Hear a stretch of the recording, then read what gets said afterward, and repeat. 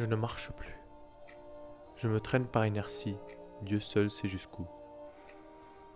Mais même Dieu ne le sait plus, Dieu n'existe plus. Dieu a disparu et il ne reviendra pas. En tout cas, pour moi. Je me traîne sur ce sol qui me regarde et attend impatiemment que je lui passe dessus. Un sol que je dégoûte, que je souille. Je me jette sur l'air et je le consomme, de la même manière qu'il me consomme. Il me corrompt et me pourrit, me limite alors même qu'il me permet de continuer à ramper. Je ne contrôle plus, je ne l'ai jamais fait. J'étais agneau, marchant dans un pré en croyant être libre, mais ce n'était qu'une croyance illusoire. Je broutais, entouré d'une grille scellée. La fin apparente me regarde dans les yeux, apparente car je ne la vois pas, mais je crois la sentir près de moi.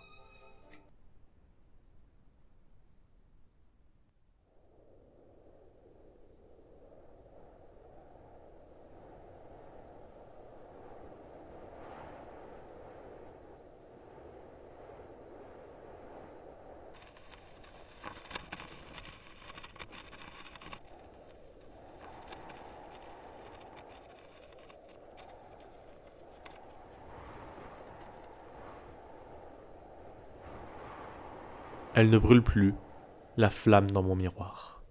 Maintenant, ce sont de minuscules bouts de verre, tels des gouttes d'eau, attendant d'être absorbées par le sol. Mais le sol ne les absorbe pas. Elles vivent condamnées à être reflets. Elles ne sont même plus elles-mêmes, existant seulement quand quelqu'un les observe. Séparées, elles ne se reconnaissent plus.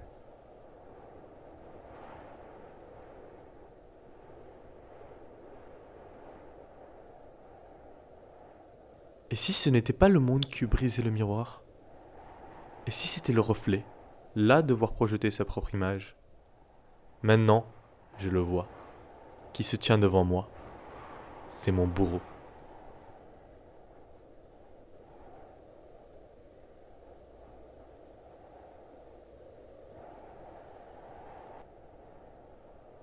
Non, il n'est pas bourreau. Il est serviteur, car il n'agit qu'en faveur de ma propre volonté. Elle s'allumait de nouveau. Peut-être est-ce celui-ci son véritable objectif. Ne pas être éteinte, sinon consumée par sa propre condition d'être. Voilà ce que je désire vraiment, ce dont j'ai besoin.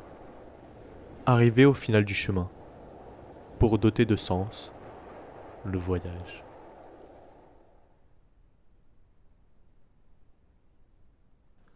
Oh, comment celui qui parlait de la poussière était dans le vrai, et comment celui qui fit référence à l'au-delà se trompait. Il n'y a rien ici, et dans le néant je ne rampe plus, je ne me consume plus, je ne broute plus, je ne marche